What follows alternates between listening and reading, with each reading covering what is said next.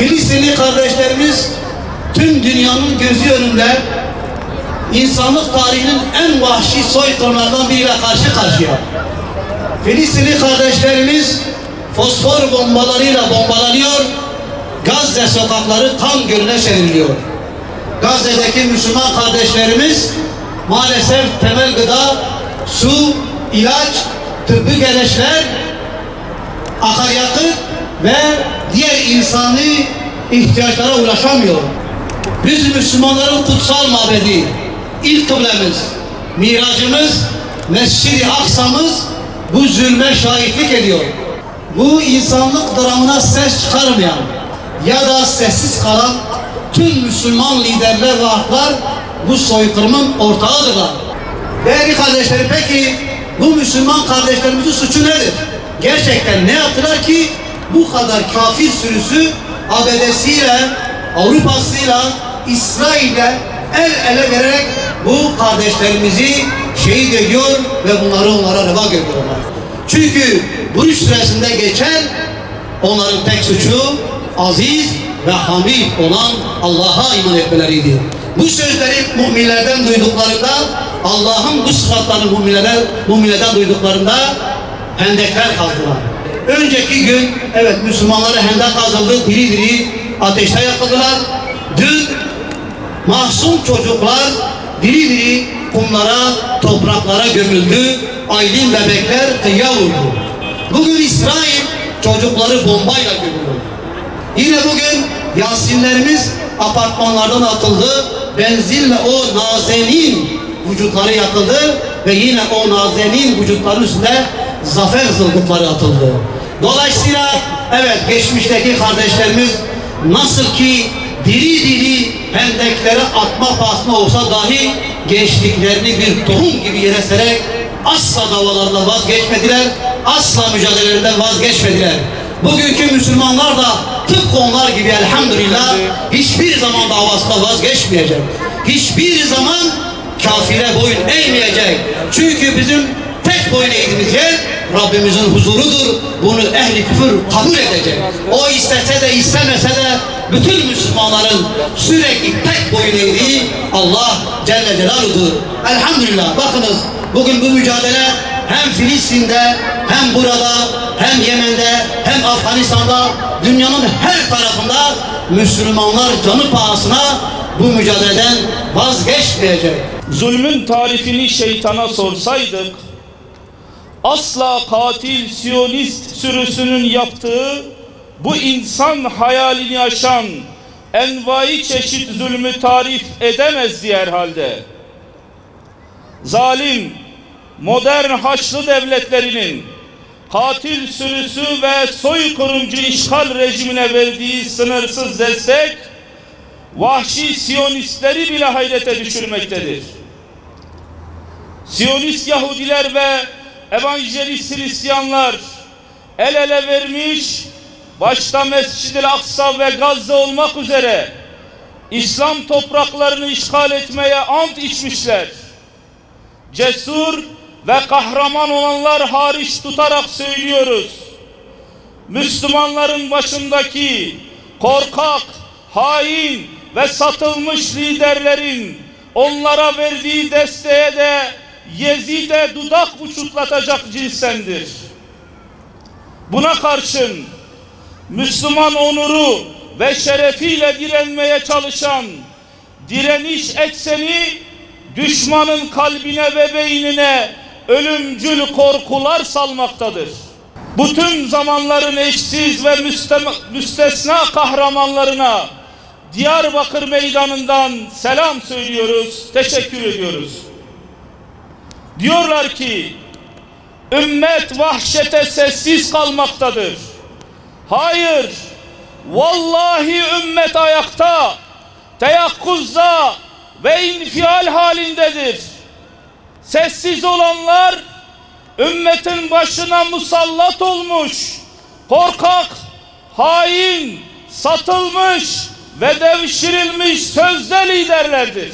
Şunu herkes bilsin ki biz, katil Siyonist Haçlı Şer İttifakı'na karşı direnen mazlum Filistin halkına yardım için destek cepheleri açan kardeşlerimizin değerli adımlarını mukaddes bilir ve başımıza tac ederiz. Bu vesileyle Hamas lideri Şehit İsmail Haniye ve Filistin'de katledilen mazlumların intikamını alacak operasyonlar bekliyor ve talep ediyoruz. Ayrıca direniş ekserinin Kudüs davasına verdiği katkıyı küçümseyenleri de angajmanlardan, iltisaklardan kurtulmalarını, birliğe ve beraberliğe hizmet etmelerini bekliyoruz. Türkiye'nin Lahey Adalet Divanı'nda terörist İsrail aleyhine açılmış soykırımın davasına müdahil olma talebini takdirle karşılıyoruz. Ve yine diplomatik hareketliliğini ve girişimlerini de halk olarak desteklediğimizi beyan ediyoruz. Ancak halen Siyonist rejime Türkiye üzerinden Azerbaycan petrolünün gönderilmesini ve kısmen de olsa ticaretinin devam ettirilmesini şiddetle kınıyoruz. Ve hükümeti bu büyük yanlıştan derhal vazgeçmeye davet ediyoruz. Selahaddin Eyyubi ve Abdülhamid Han'ın torunları olarak yetkililere sesleniyoruz.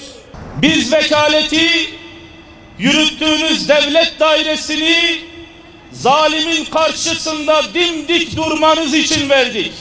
Şu net anlaşıldı ki Siyonist Haçlı Şer İttifakı hiçbir tepkiyi takmıyor ve takmayacaktır. Her defasında yüzlerce çocuğu, kadını camide, hastanede, okulda, çadırda bombalarla parçalıyorlar. Parçalanmış cesetlerini toplayıp torbalarla taşımak sıradanlaştı. Vahşetin hiçbir sınırı Müslüman devlet liderlerini harekete geçirmedi. Ancak meydanlara toplanarak Siyonistlerin zulümlerine seslerini yükselten, sizlerin mutlak idaresinin devletleri harekete geçirmesini umut ediyoruz. O nedenle burada toplanmış aziz ve duyarlı halkımızın şahsında tüm Müslümanlara sesleniyoruz. Bütün enerjinizi devletlerimizi harekete geçirmeye harcayalım. Öyle ki şundan emin olsunlar ki eğer harekete geçmezlerse biz onlardan beri olacağız ve onları da bu suçun ortağı sayacağız. Ve umuyoruz ki gayretiniz onları derin gaflet uykusundan uyandıracaktır.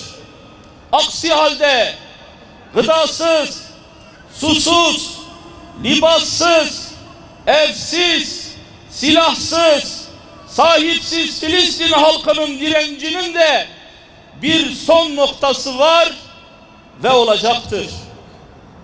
O zaman da çok ama çok geç zaman olacaktır. El-Fetih lideri Mahmud Abbas'ın yerine Filistin halkının fiili lideri olan Yahya Sinvar ya da onun tayin ettiği bir Hamas yetkilisi mecliste konuşturulmalıydı.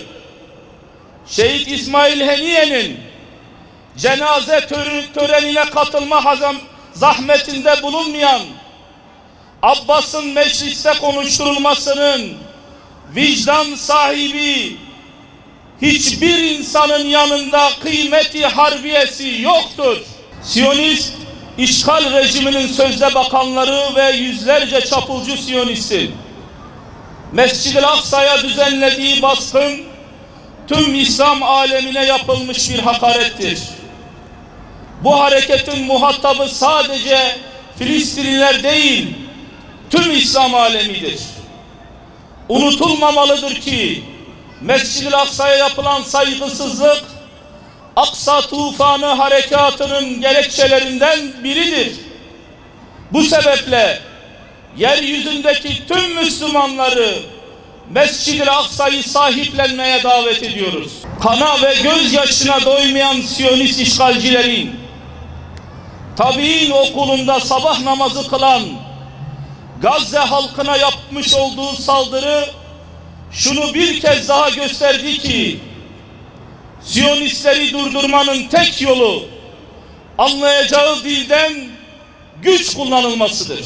Büyük şeytan ABD işgal rejimine daha fazla katliam yapması için 20 milyar dolar tutarında silah satışını onayladı.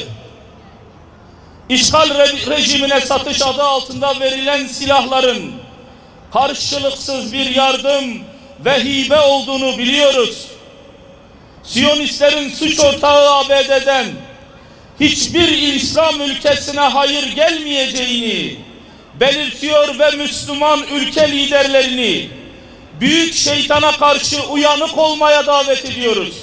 Hasbunallah ve